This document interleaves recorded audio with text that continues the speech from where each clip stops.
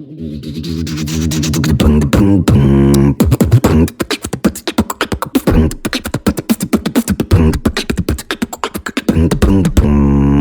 are now tuned into the Leader's Lens podcast.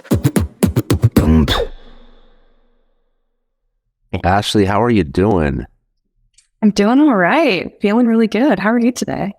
I'm great. Any day I get to talk about strengths with a good friend is a pretty good day. So I appreciate you being here.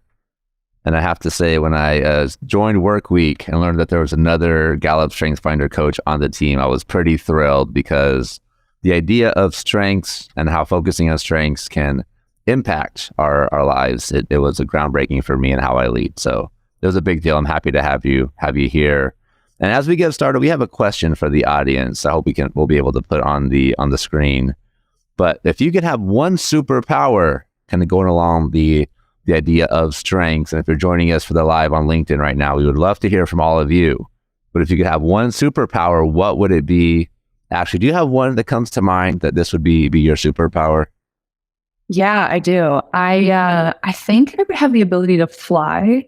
And it's a very specific reason behind that because I have a massive fear of heights. And I feel like if I could fly, it would just be exposure therapy. So I wouldn't have this fear of heights anymore. Because I love to rock climb. I love to mountain bike. I love to hike. And there are moments where I'm just like, I know I can't do that specific hike, or I can't go down this mountain because I'm just so terrified of it. So I think just being able to fly would be really helpful. You know? I love that answer. I do. And I share your fear of heights. It's the one thing for me that makes me a little bit nervous. Skydiving is a thing at some point in my life I need to do just to prove to myself that I can do it. Because heights aren't the most fun. So that's a good answer there. I think for me, it's either that or the invincibility thing. Maybe it's a similar reason as far as why, but just be able to have bullets bounce off of you. You know what I mean? Just take the full Superman approach would be pretty extraordinary. And Juan Cruz in the chat, appreciate you joining, my friend. Part of the Fly Club as well. Just the freedom, that comes with that is a big deal. And hopefully we get some more answers coming in as well. We'd love to hear from the group. What is your superpower of choice? And as we're going through the session today, don't feel like you have to wait till the end for questions. We want to know what's important for you. We want this to be an incredible return on investment for the time that you're spending in the session. So if there's specific topics underneath the umbrella of strength that you'd like for us to cover, please put them in the chat. If you have questions that come up, put them in the chat. We'll be calling it out. We love to engage the audience to really make sure that what we're talking about is most relevant for you. And Jackie, thanks for joining the conversation here. Teleports, I could get extra time normally spent during travel. 100%. I think the closest thing we have to teleport is working from home, but teleport would be a nice bonus for sure. So thank you, Jackie. The time travel, well, that's a good one. And Leanne, I'd love to hear from you. What's the place and time that you would travel if you could go? I'm thinking through for me where that would be. I think it'd be fun to see my parents when they were younger and see how they interacted in high school and when they were kids. I think that would be a lot of fun. That would be a lot of fun. I feel like you would find a lot of cool insights as to why you are the way that you are, because you could see, those qualities in them. I think that'd be really fun. That's a really good, it's a good thought. You can see the origin story, right? Yeah, that's right. Yeah. Awesome. Well, let's get kicked off here. Start talking about strengths. And first, I do want to take time to thank our sponsors. Without Electric and Partner here, this wouldn't be possible. So we really are very grateful to have two companies like them who really believe in the mission and the vision of Leader's Lens. Electric, they work with over 900 companies right now. All these companies use Electric managed service to level up their IT strategies, reduce operation costs, and free up valuable time, which is just a big deal. They'll take care of the IT needs so you can focus on the big picture needs of your company. And then also Partner Hero. They custom build a team to match your culture, your customer, and your business needs. Then they lay on training tools, customer insights, and more so your operation scales with quality and efficiency. They make scaling easy, which is a big deal. So we appreciate you both, Partner Hero and Electric, for being part of this journey. And we have to say thank you, of course, to Miss Ashley Artrip, co-founder and president of Mission Collaborative, which is a career design firm that helps professionals of all ages and backgrounds transition into a career they love. Ashley is also on the team here at Workweek as the head of education And before founding Mission Collaborative, you worked at Gallup, where you helped teams create engaged cultures, and focusing on strengths is a big part of that. So Ashley, thank you so much for being here today. We appreciate you. I love the welcome. Thank you so much. Yeah. No, this is really great. I really appreciate you asking me to be here today. Anytime I can talk about strengths, it just makes me so happy. I started my career at Gallup, so I was indoctrinated very early on in my career around the power of strengths. And it's been so formative to developing my own career. And obviously everything that I do now, both at Work Week and what I was doing with Mission Collaborative, has strengths in mind. And I just think that it's so impactful. And I'm really excited about this conversation today, talking about it in a team setting. And I guess before we kind of dive into this stuff, my top 5 strengths are individualization, discipline, competition, developer, and futuristic. So for those who are familiar with the Gallup terms already, those are my top 5, and they very much resonate with me. So happy to be here. Thanks, Jacob. I love it. I'm excited. So let's start at the top, right? Start with the end in mind. Why is it important for companies to focus on strengths? What's in it for a business to have this as a priority? I think there are so many different arguments you can make, from an interpersonal level to how does this impact the bottom line of an organization. I have some stats here. I'm obviously, as a former Gallup employee, we're kind of prepared to always speak on the efficiencies here of wide strengths. But just some stats here that I think are really important and worth sharing are that teams that focus on strengths every day are 12.5% more productive than teams that don't focus on strengths. People who use their strengths every day are 6 times as likely to be engaged in their job. And obviously engagement is directly tied to productivity, improving the bottom line, and also just everyone's experience at the organization. When folks are engaged and they're doing things that they are good at and speak to kind of those deepest talents that they have, they're more likely to be engaged and do the work and also go above and beyond. And then just kind of more broadly thinking about life, because you bring your life into work, no matter what it is, no matter how good you are at kind of separating those two lines. But those who focus on their strengths report to have that 3x quality of life compared to those who don't. So it really does affect everything. And from the team setting, obviously, there's just so much to be said about the ways it can make a team more productive and create kind of this common language for folks to speak. That can really help when things are frustrating or tense or whatever it may be. So, and I think especially right now with all the trends and buzzwords you hear on quiet quitting, the culture where people are just really quick to just jump ship and try a different job out with a different company. I think focusing on strengths, where you come to an employer, you're working with a manager who every day is there to fill your cup up. It makes it a lot harder to leave that organization, right? Where you have that, because if you're getting that there, you probably haven't had that somewhere else. How does it impact the employee experience? Like what data points? And you call some of them out already, but what are the benefits for the employee to be in this type of a culture?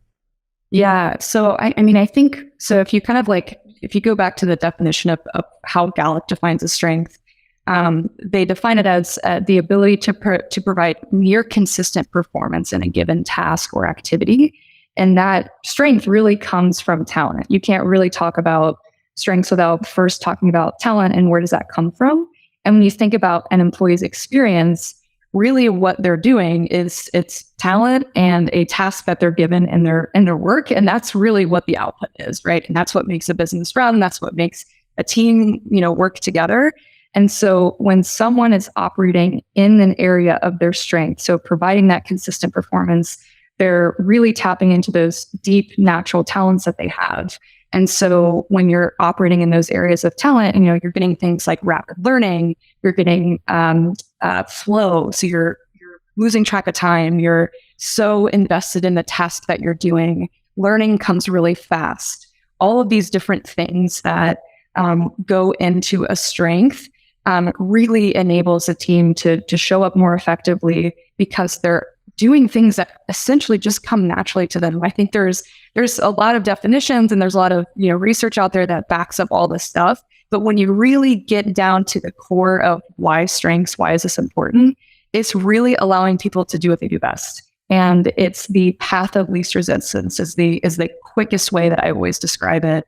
When someone's like, what's the benefit of this? I need to know this, like, as soon as possible. It's, doing things in the path of least resistance for each person on your team. I love that. And I put a question in the chat. I'm just curious right now, our audience, and how familiar they are with the concept of strengths. So if you're not at all familiar, put a 0. If you're somewhat familiar, put a 1. And if you're very familiar, put a 2. That'll help us guide the conversation a little bit to make sure it's impactful.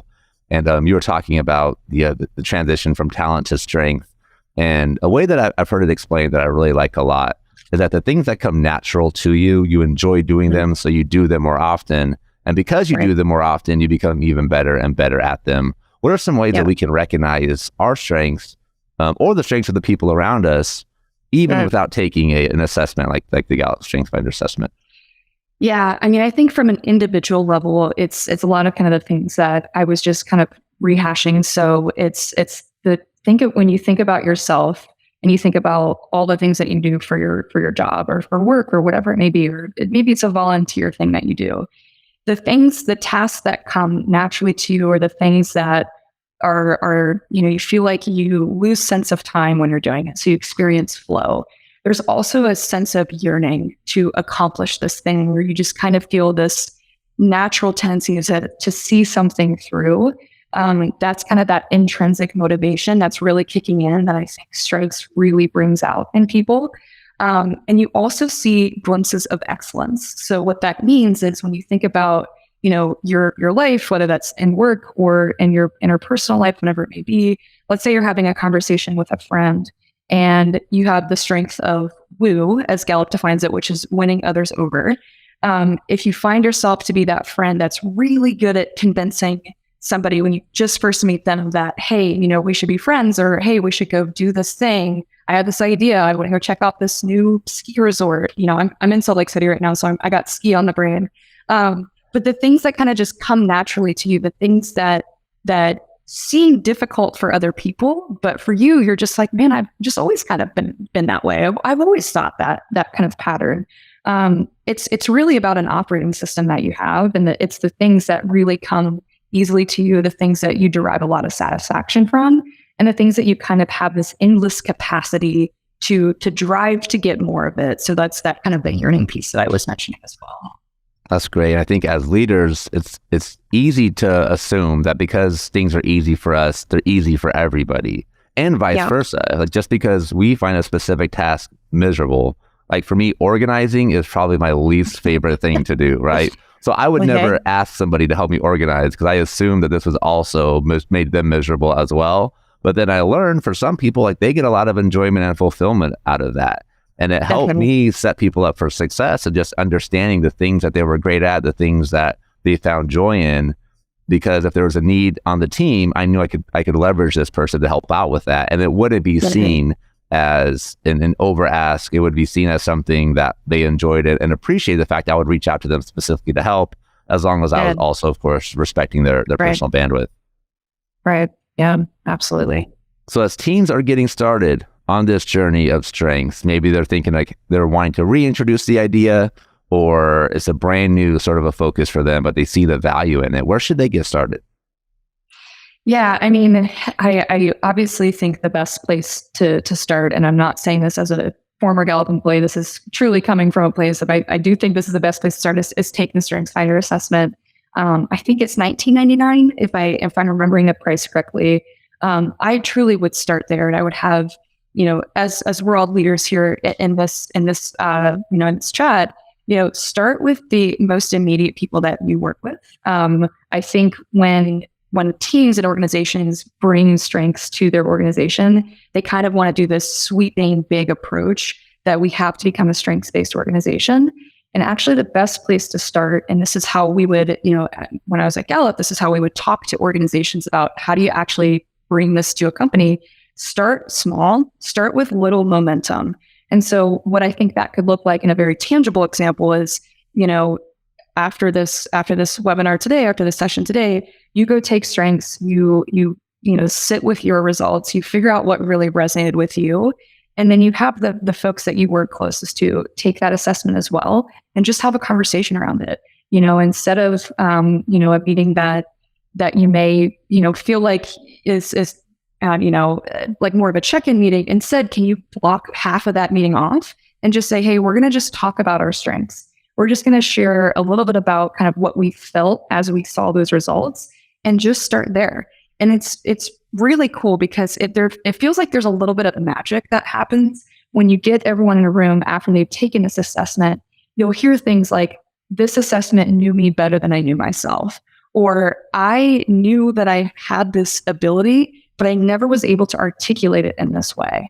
And what that's doing is that it's beginning this sort of this dialogue that I think teams really need before they start to implement something or make it a kind of common practice across an organization, is just having a shared language. So having that assessment in hand, and then having everyone just say, what did you think about this? What did you feel about this? You'll hear other people talk about their experience, and it'll get really exciting because someone will say something like, yeah, I always knew I had the skill, but I didn't know how to say it. And then another coworker will be like, yeah, you are really good at this thing. I remember when you did it with this client, and I just saw you really come to life. And so it also, in addition to kind of getting that shared language, it also creates space for us to recognize the really unique qualities in our coworkers and in our teammates. And I don't think as organizations, we spend enough time just purely creating space to talk about what makes people unique and giving that positive affirmation, and also just talking through, hey, I'm getting stuck here. How might we manage around this thing that, a weakness of mine, for example, or this thing I feel like I keep getting stuck on. There's not oftentimes, I feel like, when I've spoken to a lot of leaders about this, that you just simply talk about those unique qualities and how they show up in a workplace. So it really creates that space to have those conversations. I love it. I also love how the conversation around strengths, it helps provide clarity when there's conflict as well. Because a lot of times team conflict is based off of conflicting strengths, or you might have one person who's very good at getting started quickly and learning along the way. We have another person on the same team who's very good at being deliberative and like taking time to process and thinking through an idea before they get started.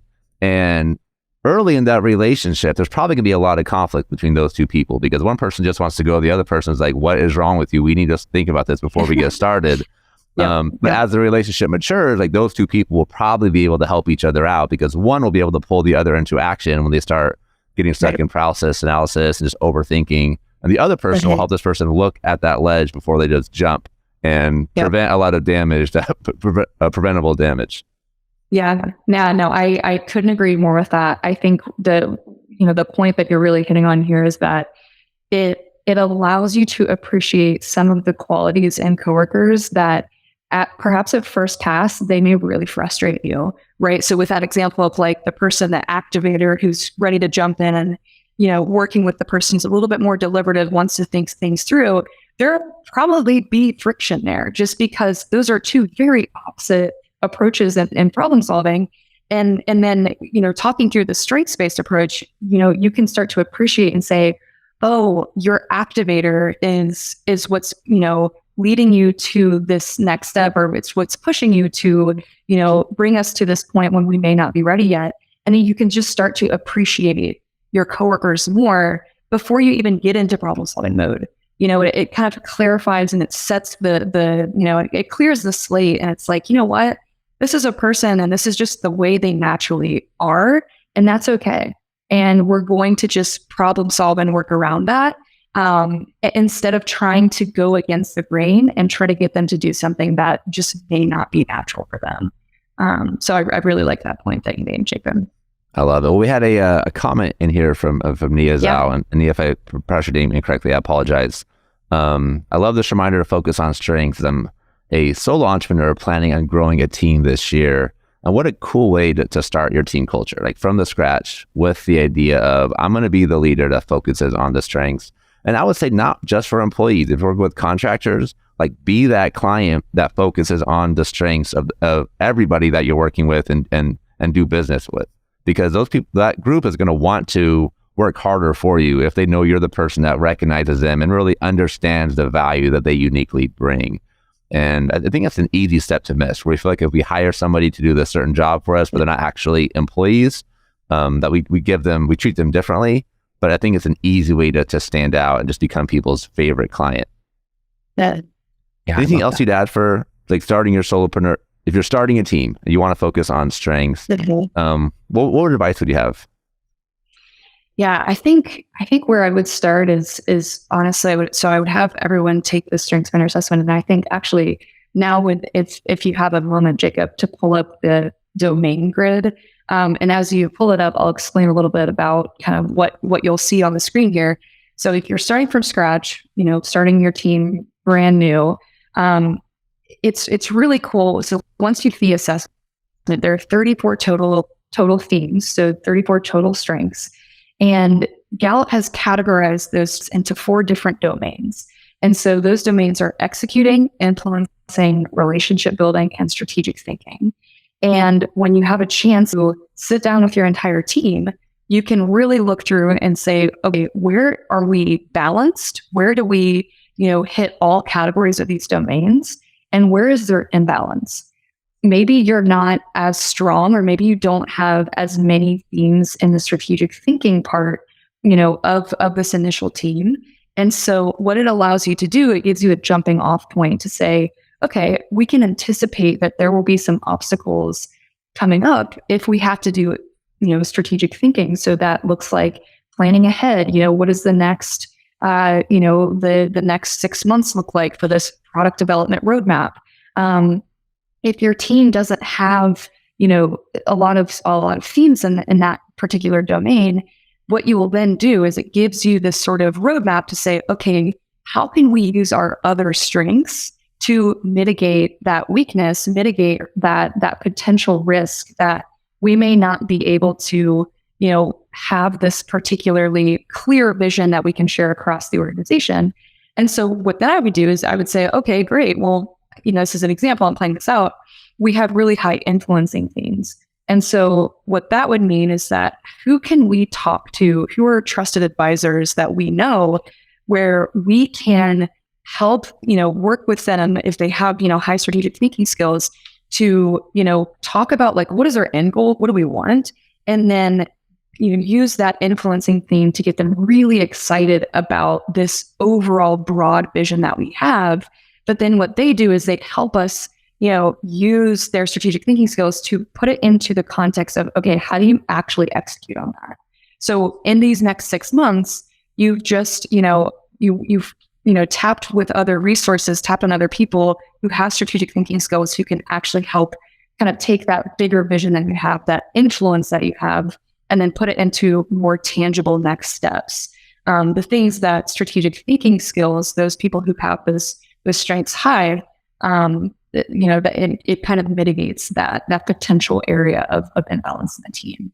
So kind of to summarize the whole kind of point of what I was just saying is, it provides this sort of standard operating procedure, let's call it. So as a team where you can anticipate obstacles, and you can also know where you should double down. I think a lot of times we think about how we set up our teams and how we think about coworkers always from an area of weakness. I think we have been trained and taught since we were really young in school to think about things from a deficit-based lens, right? When you take your report card home to your parents and you have all A's and then 1 C, usually they're going to focus on that C. And instead, if I could give a gift to anybody, if I could give a superpower to anybody, I would say, help the parents, help everyone focus on what those A's were. Right? If you are really good at science and maybe not so good at writing, how can we as a society help people double down on those talents and what they do really, really well, and then help mitigate some of those areas of weakness? And so I think it also, reduces this chance that we're going to think about our coworkers and our team from a deficit-based lens, and instead flip that and think, okay, we're really high with execution. We can knock these things out. We should make to-do lists. This is how we should operate. Let's really tap into our natural talents here. And so that's kind of how I would orient my team to kind of think about how to use these from kind of a baseline level. I love that because there is the desire when you see the domain sheet filled out after you've taken the Strengths of Finder assessment to look at where the gaps are. Like, oh, we're not good at this. Let's focus on those areas. But really the purpose of this is like, let's focus on what we are. Let's focus on things that we are great at and how we can leverage those strengths more intentionally. I think I also see that in career development where somebody will use the unorganized as the example. Like somebody is not organized. Let's give them a project where they have to like really work on being organized. So they have to organize things. And then they fail because like they're not good at that, right? Like I think a more effective way to focus on career development and helping your team expand their skill set is give them more opportunities to use their strengths at things that they are good at, but just in new ways. And then they're more motivated to come back to work and they're excited to be part of this team where they can use the things that they're great at every single day. Yeah. I had another comment here from Leanne. I'm doing with this at work. I'm curious to hear your thoughts on this one, Ashley. I think you have some experience with Gallup. I wish my organization would do something with strengths, but I'm going to bring this up as a way to try and help us get along better. I love that, Leanne. So if you're not the decision maker in the organization, but you're trying to introduce this concept, what are some steps you can take to potentially make that happen? I know I'm putting you on the spot here. Yeah, no, I love it. No, it's a really great question. And I think I think my individualization is really kicking in here. And so what that means for me is I want to ask you a million follow-up questions. I want to say, what is your role? What is your team like? So I don't have that context, so I can give kind of a more generic approach. But if you would like to follow up with me after this, I'm more than happy. Anyone in this in the webinar, if you're interested in kind of getting more tactical, how do you bring this to an organization? I have plenty of resources I can share with you. But from a big picture perspective, where I would start is actually with yourself.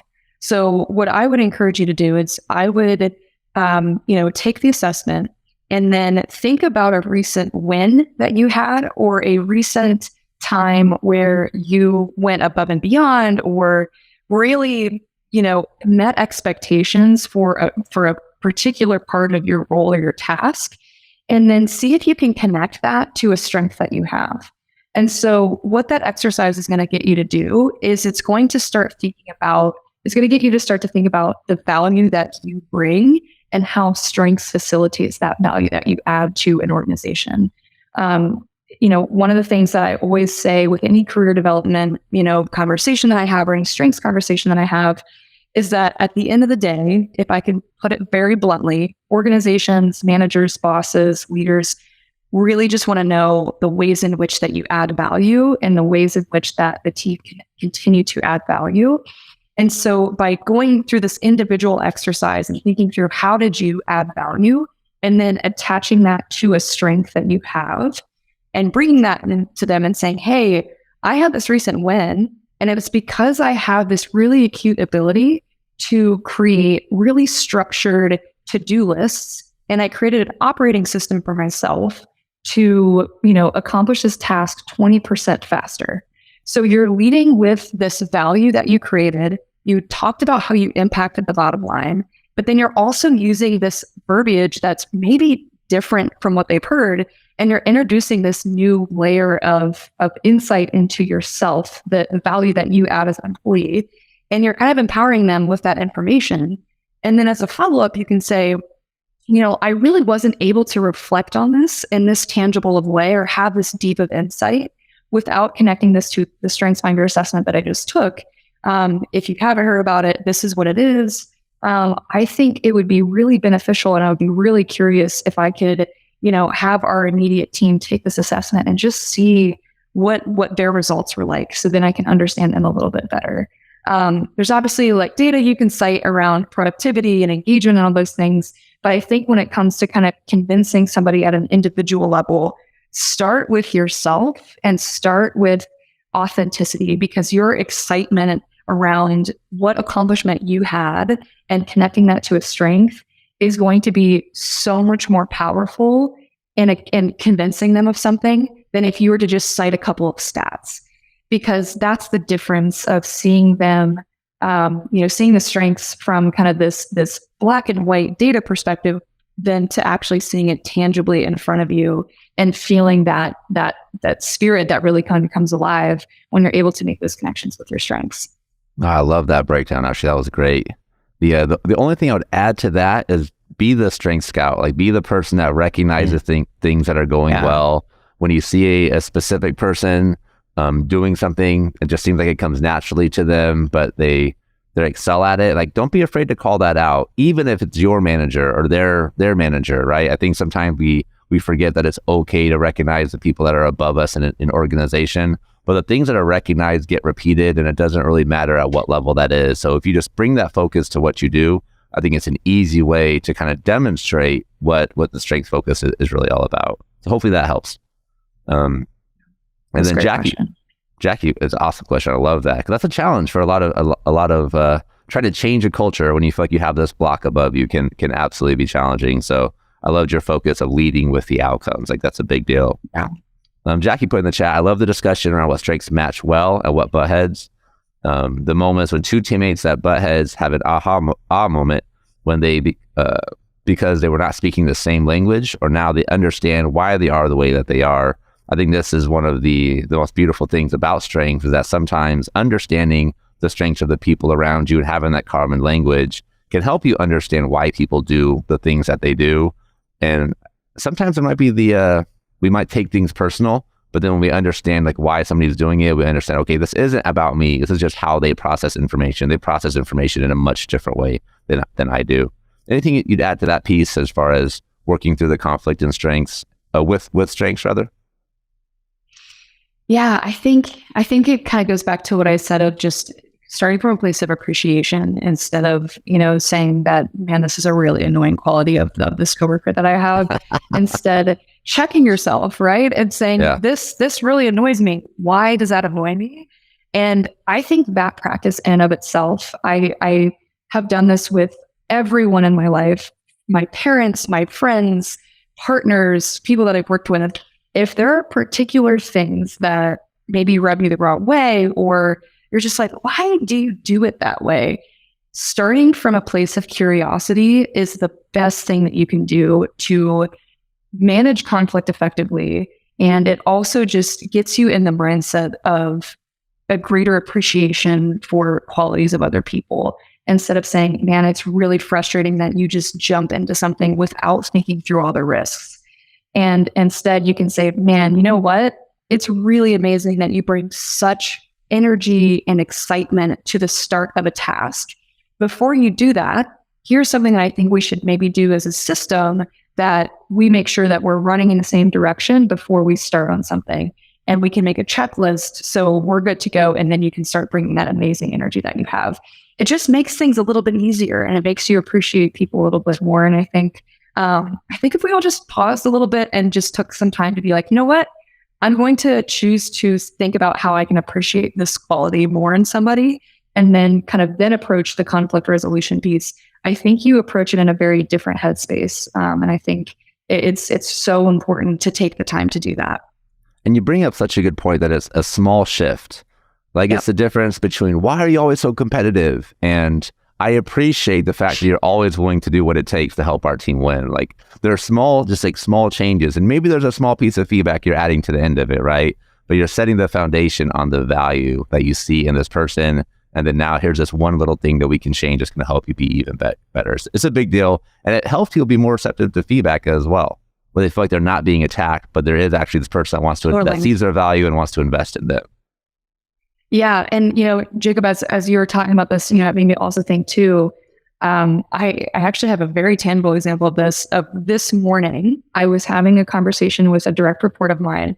I'm putting myself on the spot here because I feel very safe, talking about this. And I think that's also the power of strengths, is it makes you feel safe, and sharing this information with people. Is I had an idea for something, and I really wanted to run fast on it. There was a kind of a quick deadline, a quick turnaround. I really believed in this idea. I thought it was really exciting. And I had a direct report thoughtfully push back and said, can we pause and just think through all the possible risks here? And at first I was frustrated. I was like, man, but like, this is a great idea. I have thought it all through.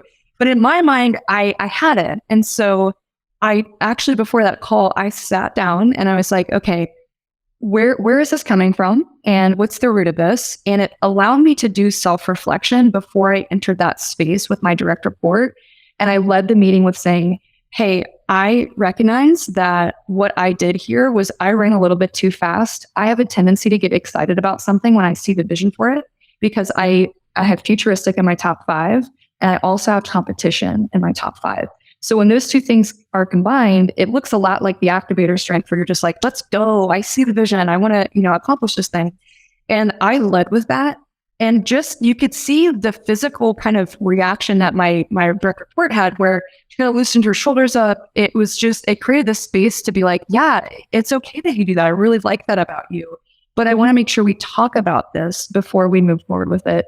So it really allows leaders, I think, too, to provide this extra layer of self-awareness. So when you're entering spaces with direct reports and people who look up to you as a leader, it gives them permission to also talk about you from the lens of your strengths, and allows you to kind of say, hey, I could have done this better, and here's how, and here's where I kind of went down my own little route, and I didn't bring you along necessarily. So I think that's so important. It's showing that you're human as well, and I think that's really, really important when you're kind of thinking through problem solve or conflict with resolution, whatever it is. I just think that's so important to kind of think through that particular component of it. Yeah, I think what you're kind of alluding to a little bit is the balconies and basements, right? Where every strength kind of has at its best is what it looks like. Yeah. But there's also this other side of it. So for me, 2 of my top 5 are activator and positivity. And I saw those as I learned about these, like, oh my gosh, that's what's happening. Because I would get this idea and I would want to get started right away. The activator would kick in. And then positivity would kick in. I'm like, yeah, it's going to work out great. And and I realized that that's not always how it works. Like, things don't always just work out great.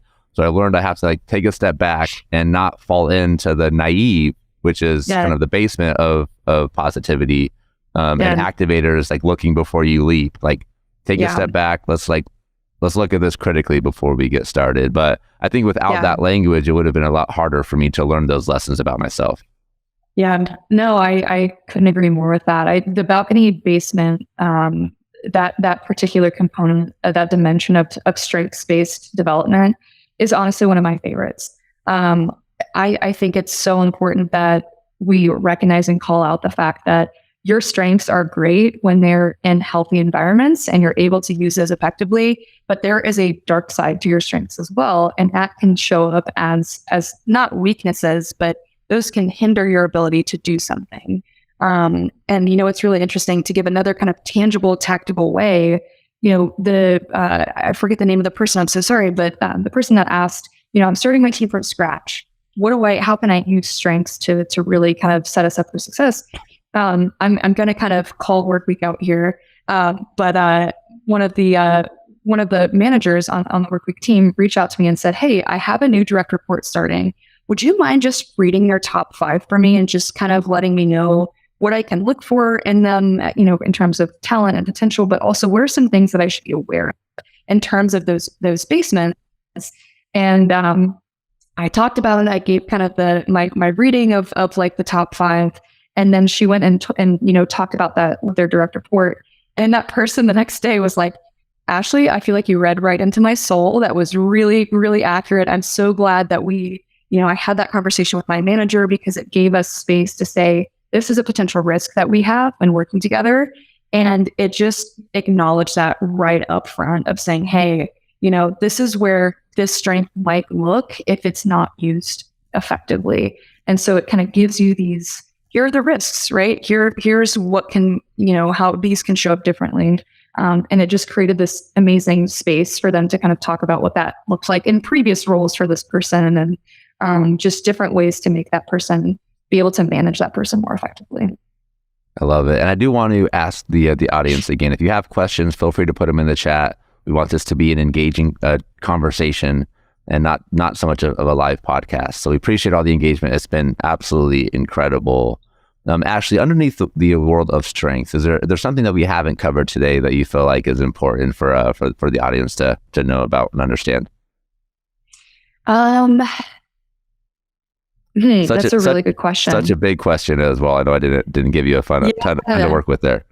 Yeah. I mean, I think for me, I'm with my leadership style and obviously, I really believe in career development. I build an organization all around that. I think in addition to strengths, whether it's, working with a team or thinking about it from an organization-wide level, you can't have conversations around strengths or development or conflict resolution without also keeping someone's career development goals at the absolute of the relationship that you have with them. One of the first things that I do with any the new direct report I have, is we sit down and we say, okay, work week aside, everything else that we're currently doing right now aside, what do you want for your career? Like, what gets you really excited? What's the kind of North Star thing that you have? If you have it, you don't have to have an answer for it. But really, what is like dream with me? I want to understand what's the broader thing that you're aspiring towards in your career. And then that also will help you say, okay, great.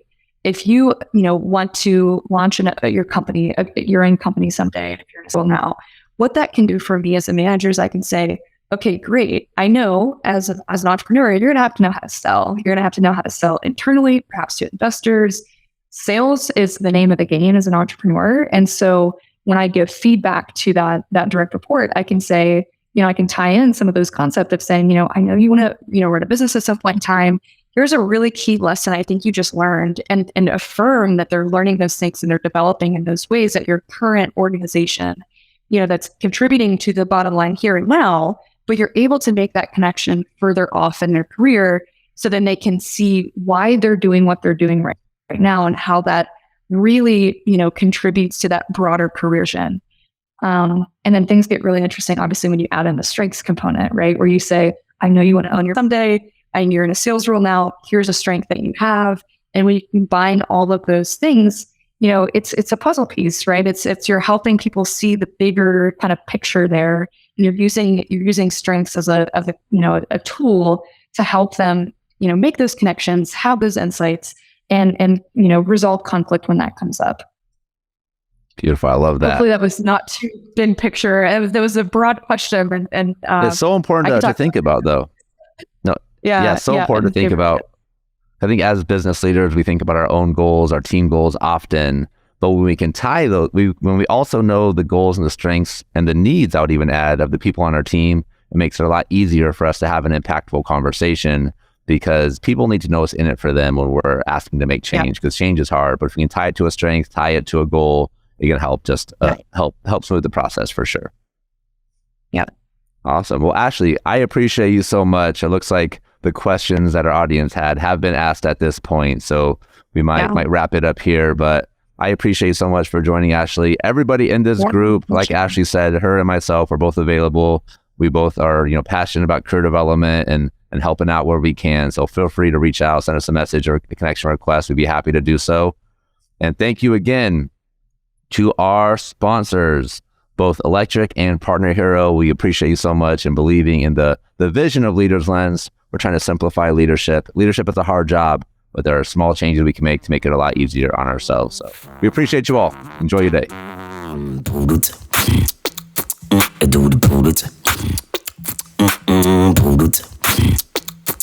Do